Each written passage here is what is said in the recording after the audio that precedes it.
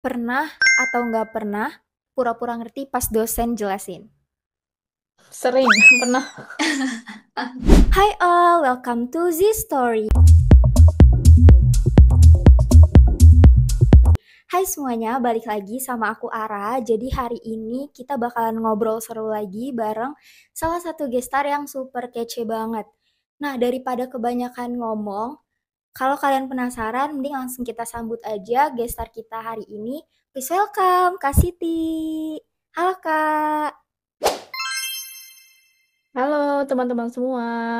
Perkenalkan, namaku Siti Nuraini, biasa dipanggil Siti. Sekarang lagi berkuliah di University of Edinburgh.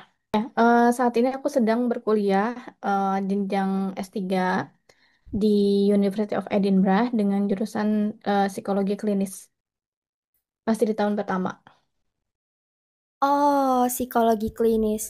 Psikologi klinis, kalau boleh tahu apa itu Kak jurusannya? Kayaknya aku baru banget dengar untuk jurusannya. Ya, kalau di jurusan aku, terutama topik riset yang sedang aku lakukan itu fokus ke ini ya, parental support untuk orang-orang yang sudah didiagnosa dengan ADHD dan autism. Jadi fokus Hmm, ke support psikologinya. oh oke. Nah, boleh ceritain nggak sih Kak tentang perjalanan Kak Siti nih tahun pertama waktu diterima beasiswa LPDP ini di Edinburgh University ini? Mungkin bisa diceritain? Oke, jadi sebetulnya aku dapat beasiswa LPDP itu untuk jenjang magister S2 dan S3.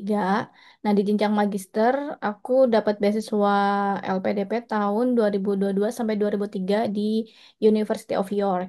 Lalu lulus di bulan November 2023. Baru pulang kembali ke Indonesia selama 8 bulan.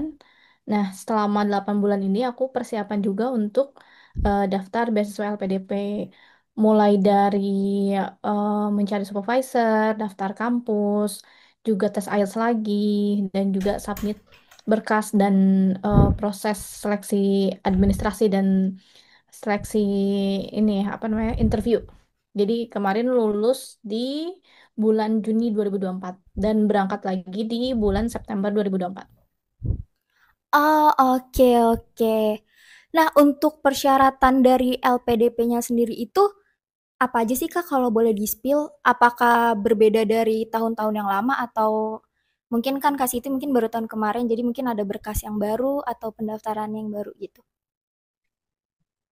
Ya, kalau untuk jenjang doktoral sendiri 2024 itu dulu sih masih opsional ya, tapi direkomendasikan untuk dapat surat dari promotor. Jadi kesediaan promotor untuk menjadi supervisor. Kalau untuk yang jenjang S3 ya. Tapi saya lihat di tahun 2025 malah jadi wajib untuk melampirkan surat dari promotor. Jadi eh, at least teman-teman yang mau daftar S3 sangat-sangat disarankan untuk punya supervisor sebelum mendaftar ke LPDP. Terus yang kedua pasti sertifikat bahasa Inggris ya. Baik itu IELTS atau TOEFL. Tapi untuk teman-teman yang mau daftar ke luar negeri khususnya, saya sarankan untuk IELTS atau TOEFL IBT. Kalau TOEFL ITP itu hanya untuk di dalam negeri. Terus ada juga esai kontribusi. Jadi kalau untuk esai kontribusi ada beberapa hal yang perlu dicantumkan. Contohnya misalnya kontribusi yang sudah dilakukan, terus juga rencana kontribusi di masa depan yang akan dilakukan, latar belakang pemilihan universitas, dan juga mungkin rencana pembelajaran yang akan ditempuh selama kalau PhD 4 tahun kemudian ya. Terus selain esai ada juga transkrip nilai, ijazah, surat rekomendasi, dan Oke.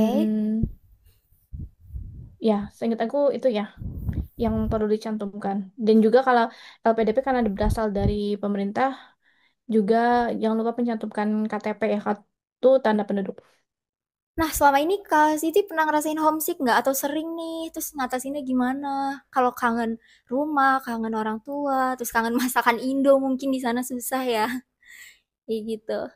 Kalau homesick pasti ya, karena senyaman-nyamannya kita tinggal di luar negeri pasti sometimes kayak rindu banget gitu ya sama Indonesia. Mungkin untuk menyiasatinya, kalau aku suka telepon sama keluarga gitu kan. Jadi walaupun di jauh di secara tempat, tapi masih dekat di hati. Oh iya, jauh-jauh di mata dekat di hati ya Kak. Betul. Terus kalau dari segi makanan, aku belajar juga sih kayak buat makanan-makanan Indo ya. Kayak misalnya bikin seblak sendiri. Karena aku asli Bandung ya, jadi Hmm. kayak Oh, di nggak bisa Bandung hidup Kak tanpa Siti. seblak. Kangen Terus seblak jadi juga bikin sendiri di sana. betul, terus kayak bikin bakso sendiri. Bahkan aku bisa bikin cilok, cireng sendiri, cimol juga sendiri. Oh, Kayak keren. wah, unlock banyak skill sih. Kangen jajanan Indo ya, jadi cilok, seblak semua dibikin. Pernah atau nggak pernah nyasar di sana karena salah naik transportasi? Pernah, Pernah atau nggak pernah kehabisan uang di akhir bulan? nggak pernah. Pernah atau nggak pernah pura-pura ngerti pas dosen jelasin? Sering, pernah, Oke, last question. Pernah atau nggak pernah ikut event cuman karena ada makanan gratis? pernah deh. Nah, mungkin ada nggak tips-tips dari Kak Siti untuk pejuang beasiswa LPDP?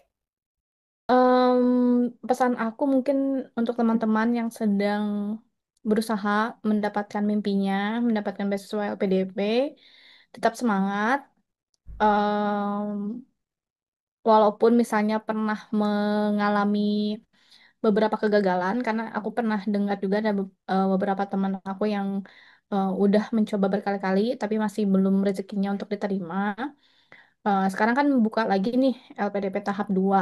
Dicoba terus aja karena kita nggak tahu rezeki kita ada di mana. Terus mungkin bisa coba dipertimbangkan berbagai jalur ya. Contohnya LPDP juga membuka beasiswa yang kerjasama dengan universitas, dan setahu aku beasiswa yang kerjasama ini passing grade-nya lebih rendah daripada yang passing grade jalur umum. Kalau yang umum sampai 1.200, kalau yang program kerjasama ini setahu aku kemarin passing grade-nya 500-an gitu. Jadi kayak coba berbagai kemungkinan jalur yang lebih besar untuk diterimanya. Nah, tuh guys, mungkin kalau ada yang mau tertarik ikut beasiswa LPDP, ya mungkin tips-tips dari Kak Siti ini ya harus diikutin. Ada nggak hal excited dan hal yang Kak Siti khawatirin nih selama hidup di Scotland? Kan dari budayanya juga jauh berbeda ya Kak, gitu.